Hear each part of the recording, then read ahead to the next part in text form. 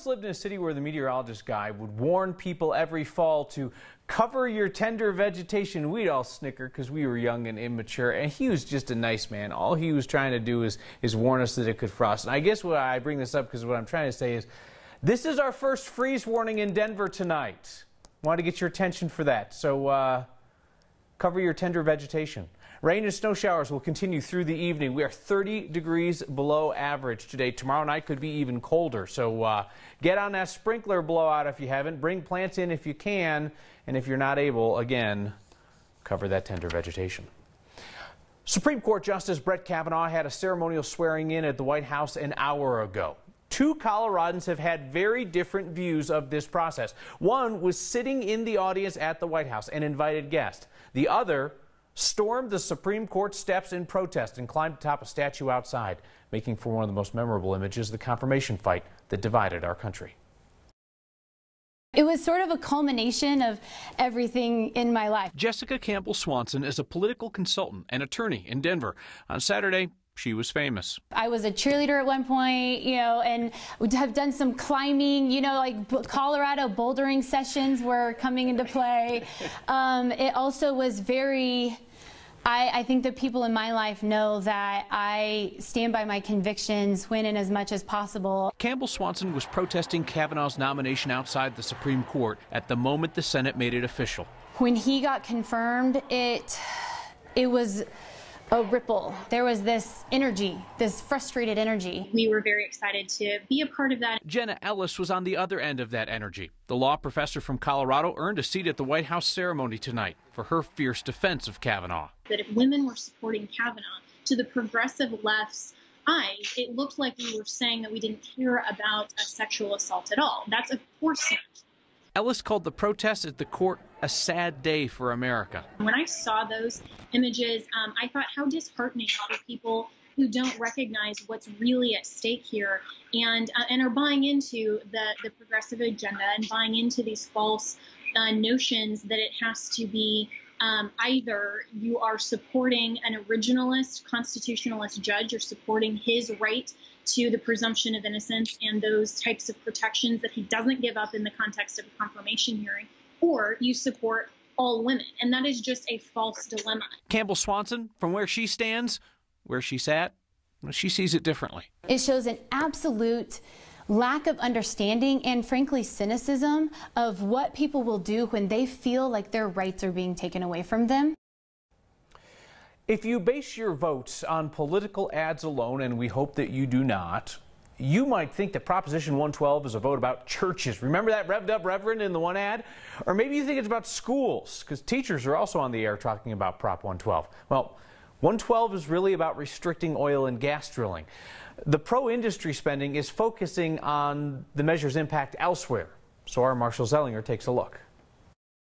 As a teacher of economics and government, I take a hard look at elections and the impact on Colorado's economy. And in this one, I'm most concerned about Proposition 112. Can we just stop and point out this is the most engaged high school class ever? Okay. This is effectively a ban on new development of natural gas and oil. Yes and no. Yes, because if 112 passes, new oil and gas operations on state-owned and privately owned land would be limited to the white areas on this map. And no, because this won't impact federally owned land, the pink areas on this map. New oil and gas development can continue there. But what does this have to do with schools? Independent research shows in Weld County alone, they could lose over $3,000 per student. This is incorrect, and so is this claim on the school theme mailer about Proposition 112. The mailer says reducing revenues from oil and gas would mean lower pay for our teachers and less money for our kids' schools. That's not accurate. State law uses a specific formula to calculate how much each school district gets every year. Whatever the district is lacking in property taxes, the state pays the difference, so the district is always made whole. However, the more the state has to pay from the state piggy bank, the less it has for other departments like healthcare, higher education, human services, and even prisons. Now look, if there are fewer places for oil and gas to develop in Weld County, the numbers show there will be an impact. About $140 million last year funded Weld County schools just from oil and gas property taxes. If that were to go down, the state's contribution would go up. Kyle, we've had a few questions. Is anyone for 112? Where are the yes on 112 ads? I reached out to the organizer, and I'll let you know as soon as I hear back. They've been awfully silent. All right. From one man trying to keep up his core temperature today to another. Thank you, Marshall. Did something seem different to you about yesterday's flyover before the Rockies game? I mean, we're used to military jets flying to and from downtown for the pregame celebration, but man, it was like they turned it up to 11 for yesterday's postseason Rockies game. The reason the F-16 Falcon seemed so much louder is science. At least that's according to the atmospheric researchers we got in touch with.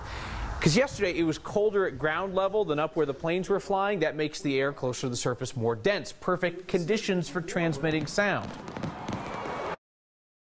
So as we have colder air, the sound is better able to transmit through that denser medium. And so we hear it a little bit more crisply, and it's also, ironically, goes slower in the cold air than it does in warm air. So it kind of persists a little bit longer. You get that longer rumble of those fighter jets. How about that? If you really want to impress your friends, assuming your friends are as nerdy as we are, the reason that we could hear the jets better in the dense cold air, it's pretty much the same reason why whales can communicate for miles underwater. This week you're going to hear more conversations about mental health care, the kinds of conversations that we try to have pretty frequently here. This is a nationally recognized week when advocates are trying to spark discussions about the resources that are available for families like the Joneses. So being open about mental illness, talking about it, I think is so important. I'm Blake Jones. My name is Gary Jones. My name is Amy Jones. Myself and my son are both bipolar. But yeah, I would say I started seeing it when he was in middle school. And from there, I noticed a lot of anxiety issues start developing. Yeah, it was heartbreaking, absolutely heartbreaking. I was about sophomore year in high school. I had a suicide attempt. Early on, I really tried to reach out for help for him, and it wasn't available. There was nowhere to go to get help. So I'm here to support Mental Health Colorado and all that they're doing. Navigating this bureaucracy is awfully difficult, and it shouldn't have to be. So please join me in welcoming Amy Jones. The system in general is inadequate. I don't think we provide the resources necessary for people with mental illness. So the roadblocks that we've encountered navigating the system to find Blake care nearly cost him his life and almost bankrupt our family. I don't want to say specific figures, but let's just say we could have bought a small house, sent him to a 4-year private school. Yeah, I think it's a huge financial burden. Thank God we had the support of a great family. I just hope we can make everybody have a little bit more an open mind, and I think if we can get to that place, then it will treat a lot of the mental illness crisis that's going on right now. There is so much to do still, but I see it progressing, and I'm hopeful. You heard the folks from Mental Health Colorado there. The Joneses are part of that group that's pushing for mental health coverage that's on par with other health insurance coverage. Rockies fans, we've had a day to process, to decompress. I'm hopeful. How about you? I mean, it's Broncos fans that need to panic, am I right? We'll ask our expert how we will know if Coach Joseph is about to go. And a Colorado company inventing solutions to problems that non-amputees probably never consider. Your stump changes shape. So if you gain weight, it gets larger. If you lose weight, it gets smaller. It's about living life more comfortably, thanks to innovation. Next.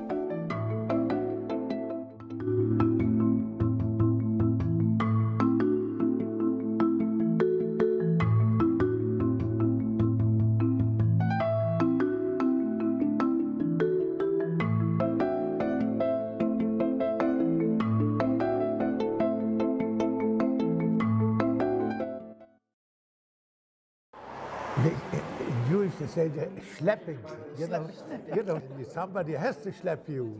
You're in trouble. His story. 200 is sent right away to the gas chamber. And his face. Look at you, look at that handsome man. Will remain thanks to a new exhibit. When did they took this? But at 92. And it was about 5 years ago. Despite what the Jewish cantor and Holocaust survivor tells you. I like to live till 120, like Moses lived. Zachary Kuttner does know that the time left to tell his story in person is limited. So he tells everyone who will listen. That's a story. Including this class from Regis University who wants to hear about hell on earth from a man who lived it. They took my father My uncle? The Germans raided his small Polish town when he was just 14. He believes they killed his father and uncle. When he went to work, he couldn't walk, so they shot him on the highway. He was forced into back-breaking work. All he could do is pray. Pray for an end to violence. Pray for a bite of food. Maybe God will help us, that we will be able to sit. In classrooms, history rarely has a personality. Cantor Kuttner almost never became as old as the students he talks to today. Questions. Almost didn't see the end of the war to share what he'd never forget. This is the story of how I survived, and I'm here. He's here to serve as a reminder. You don't understand. Why does it go on in the world even now? You don't know. That evil, while often unexplainable, can be replicated. A reminder that he hopes they will continue to share when history inevitably begins to fade. Matchsticks, matchbox, matching tie to matching socks. You don't know why, but you're really special to match point, match game. You and I are not the same, but I can tell that you're really special to me. There's something I can give to make you laugh, to help you live. We're the perfect match, and you're really special to me. We're the perfect match, and you're really special to me. Rockies fans, let's support our team. Show your purple pride and share your Rocktober photos with 9 News. Use the hashtag #BeyondNine or send them using your take.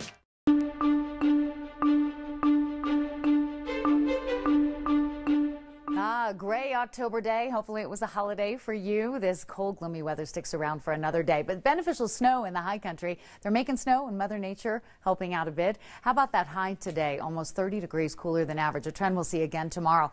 We have rain and snow showers coming up from the south, but the big story is the freeze warning posted for Denver tonight and tomorrow night. All the winter weather and travel advisories are north of Denver on that I-25 corridor up into Wyoming and across western Nebraska. Threat for severe weather growing to the east of us, and it's tomorrow morning around 9-10 o'clock. We get that push of snow into the metro. Should be at the tail end of the morning rush through the afternoon and then out of here by the time you drive home tomorrow night. So cloudy, foggy, dry tonight. Heavy rain in southeastern Colorado. Rain and snow moving into the city tomorrow morning, and then maybe we'll start to see some warmer weather. But tonight, temperatures in the 20s and 30s. Freeze warning for Denver, and that fog will be something you'll have to deal with tomorrow morning as well. Cloudy, rain and snow showers. 42 will be the high tomorrow. A little bit milder heading into the middle part of the week, but won't see 60s again until Sunday, maybe Monday of next week, Kyle. Kathy, thank you. The most Colorado thing we saw today is without question the class and the gratitude shown by the Colorado Rockies, as well as their Twitter account, which we said here before is the absolute best in pro sports. Yesterday they thanked fans for a memorable season, thanked them for acting like family, you know, in good ways and bad, all the cheering, the trolling, the yelling, and so forth.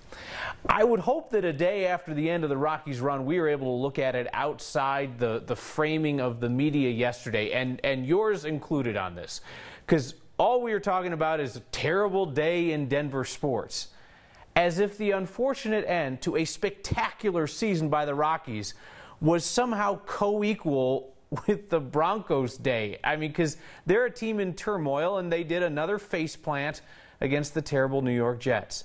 The Rockies deserve better than that false equivalency in our memories, because there is every reason to believe this is a team that will be back next season with a real chance to compete, and that is something that we cannot say for the Broncos next week.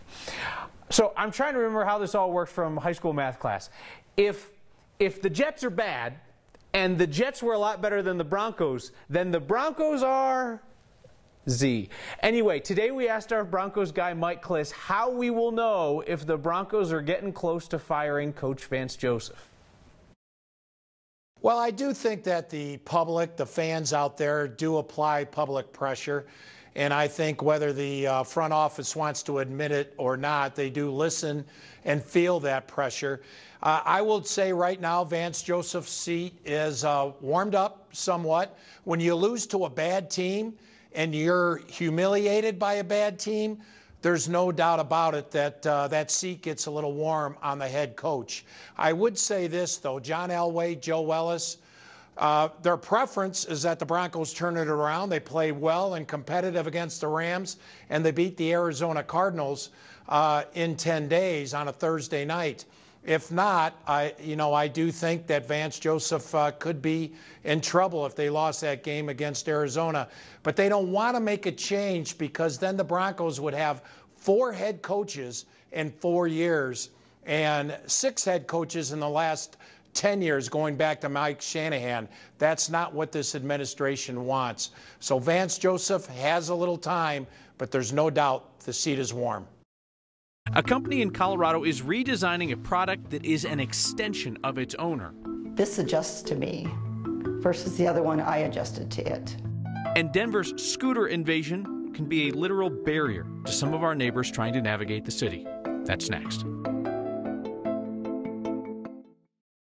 How you doing, sweetheart? If anyone knows, there she goes, the difference between work and duty. I know you're asking for it. Gene Jiggets has known ever since he met his wife, Mary. Mary is a keeper. He kept her through a life of secrets. In 1951, Jiggets was assigned to an elite group of 28 men working on something they called the hydrogen bomb. And now that his work is done, it is time for his duty, assisting his 93-year-old wife in entering into dementia, fighting a disease that's taking her mind. I said, one thing that I will pledge that I will never do as long as I'm able to assist. I will never put you in a home. Because she is home.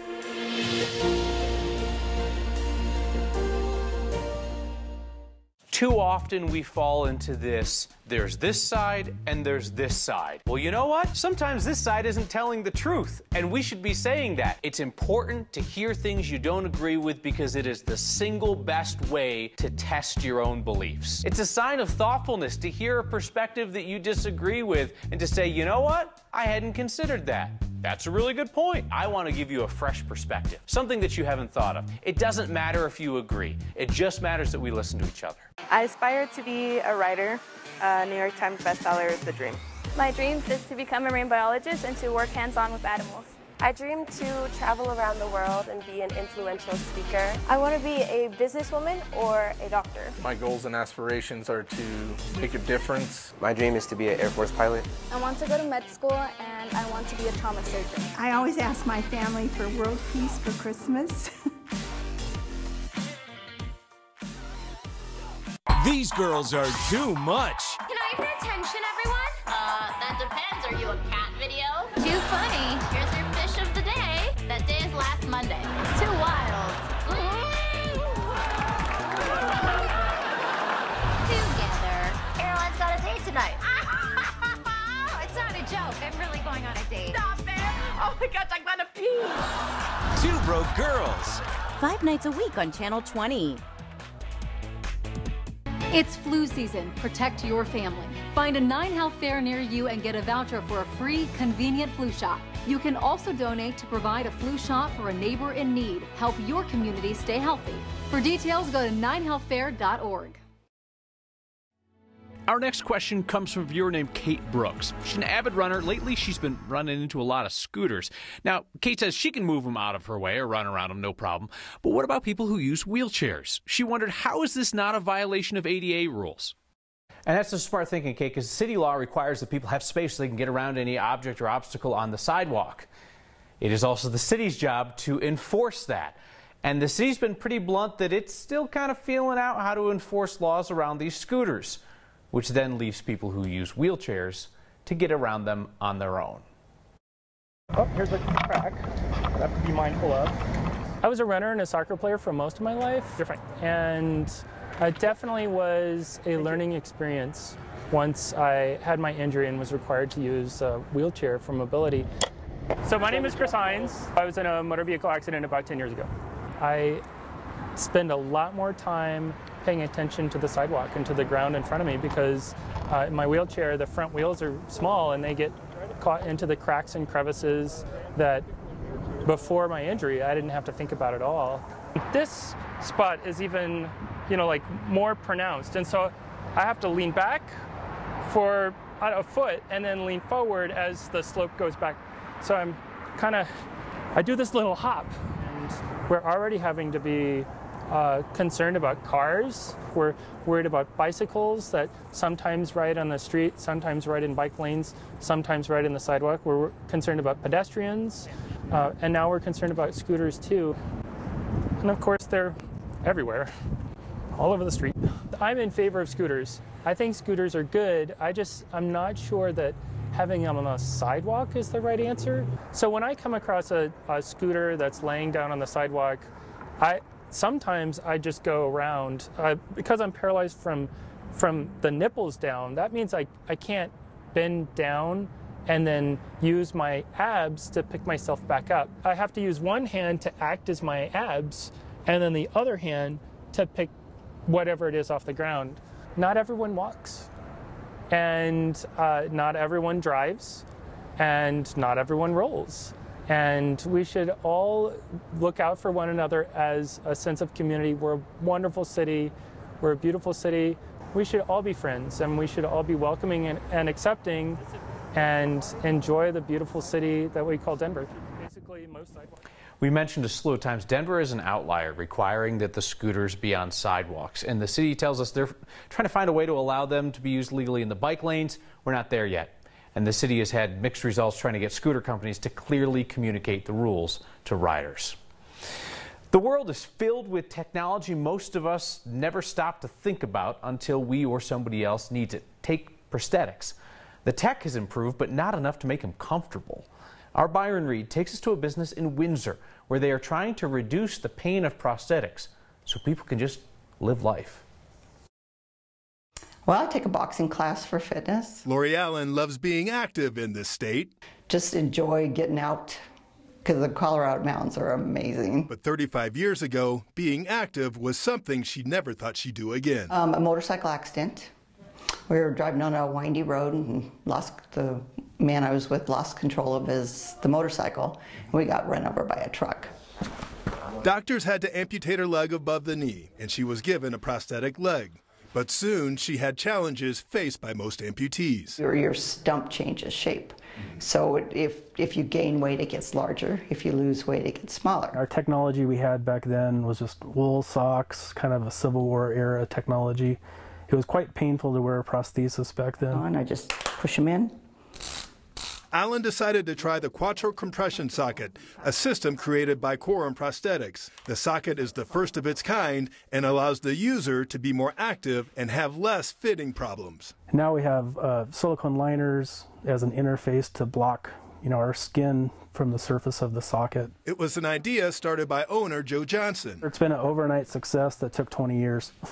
And his creation has recently been given a patent. It's amazing to see the reaction of our older amputees that have worn, the typical prosthesis for years and years. I put this on, adjusted it, and I walked for the first time after getting a new socket without my crutches. I was so excited. To make it easier for Allen to do what she loves in a state that has so much to offer. It's going to be an amazing change for people. For Next, I'm Byron Reed.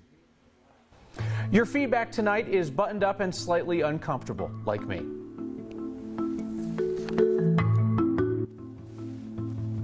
Our Broncos.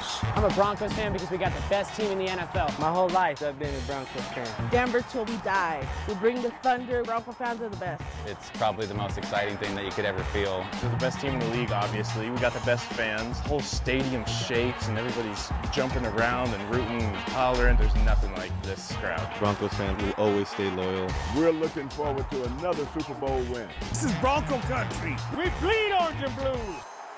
I'm Tom Green, sharing Colorado stories. 9 News, everywhere.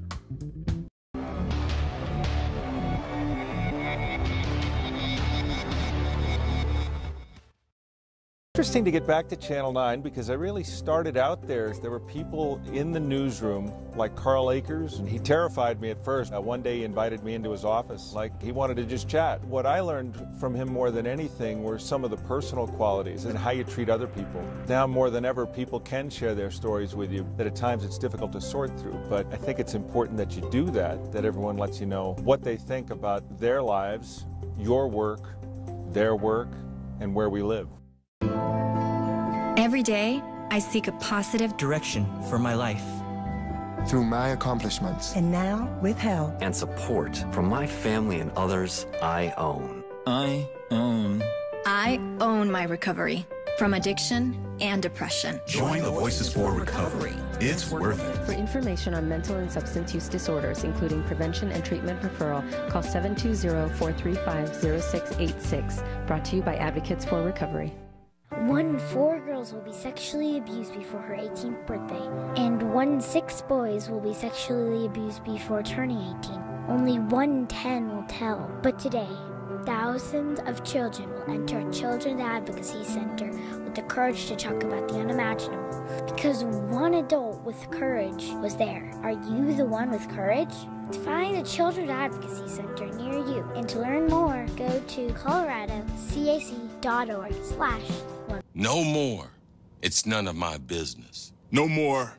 I'm sure they'll work it out. No more. It only happened once. No more. He said he was sorry. No more. Why doesn't she just leave? No more. Not my problem. No more. But he has such a bright future. No more. He didn't mean it. No more bystanding. No more ignorance. No more excuses. No more.